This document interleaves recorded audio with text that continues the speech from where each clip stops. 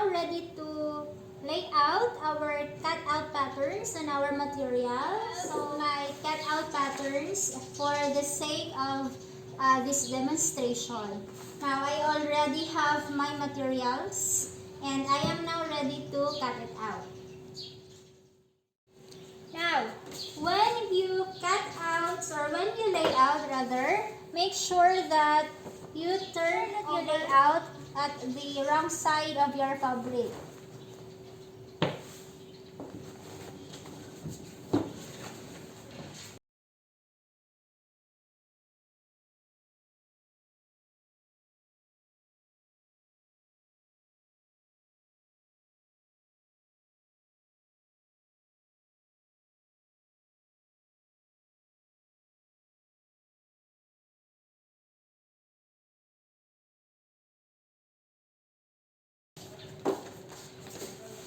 And we are now ready to lay out our cutout pattern on our material. Now, make sure that you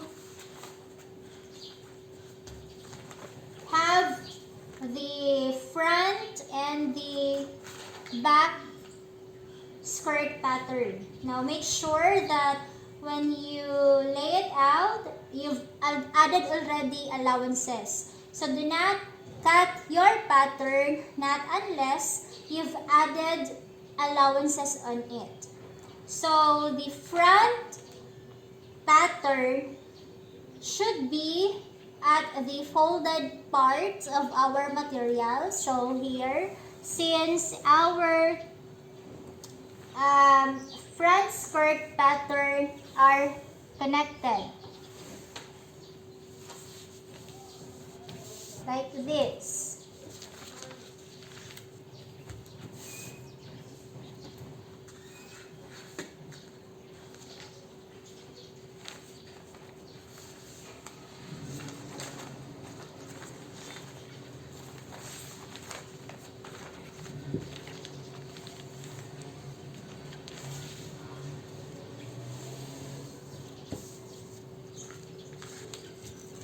Again, the center front should be at the folded part.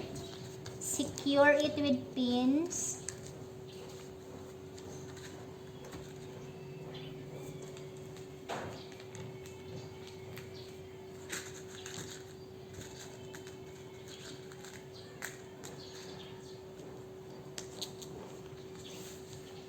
Then, skirt pattern should be at the part of your fabric that do have the opening. Okay, the selvage part. Now, the part of our fabric that does not ravel. And place it like this.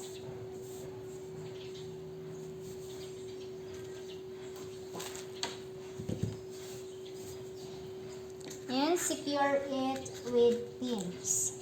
Now, when you secure it with pins, now if this is our construction line or our stitching line, do not put your pins on it. So, make sure that you need to anticipate at least 1 inch allowance before pinning it on your material. So that later you have when you are going to mark your material, it would be easy for you.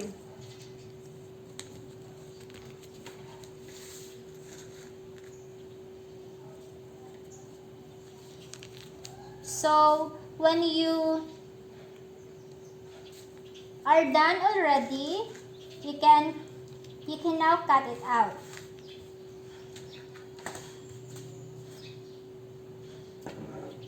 Just follow the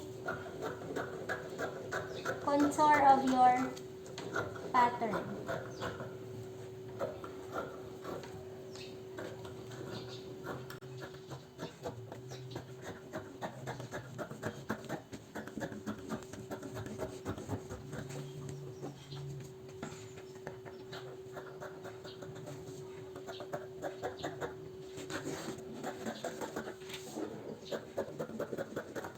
Now, when you cut your material, do not lift it. Okay? So, do not remove the pins or your pattern, not unless you've transferred the markings from your pattern to the material. So, after cutting it out, we are now ready to mark our material. Now, we are now ready to transfer the markings from the pattern to the material or the fabric. But before that one, you need to cut first the waistband of our skirt. Now, the waistband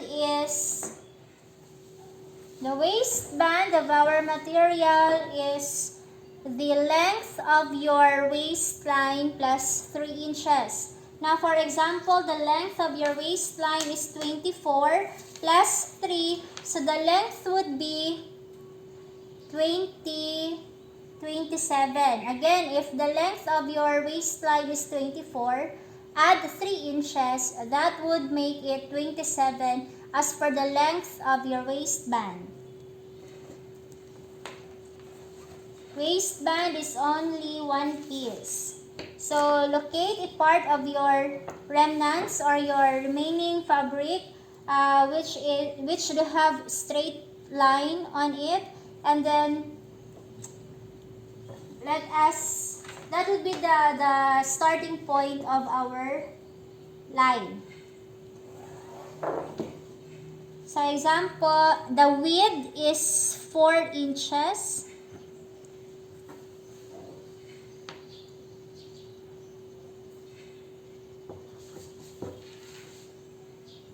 For our waistband. Again, the width is 4 inches. So this is 4 inches already. And the length would be 27. Let's just make sure that it is cleared. And please cut it out.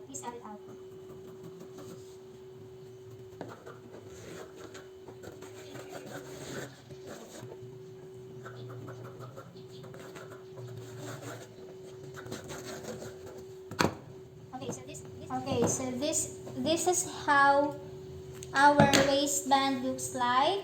4 inches in width, and the length would be again length of your waistline plus 3 inches. So set it aside. Clear your area because we will now mark our material. I know you've done this already in our grade 8. So you may use carbon paper or tailor's chalk in transferring the line. So whatever ways you wanted, that would be okay. So if you only have one carbon paper, just put it at the back part and flip upward your pattern paper, then insert your carbon.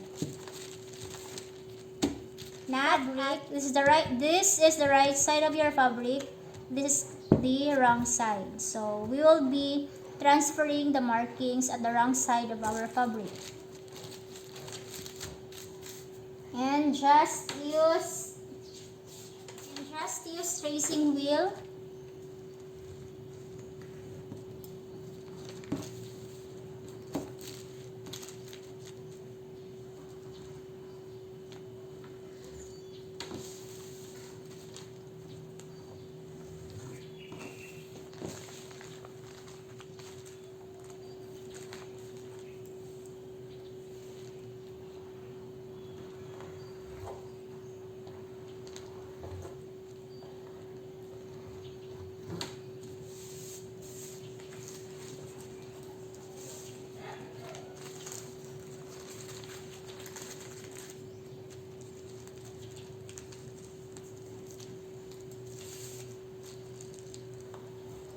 do not forget to mark the dart.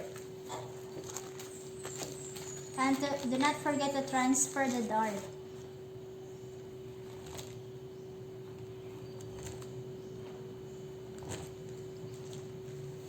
And we are already done. So just transfer the stitching lines for both front and back skirt pattern. That would be all for this session. We are already done drafting your skirt pattern, your final skirt pattern.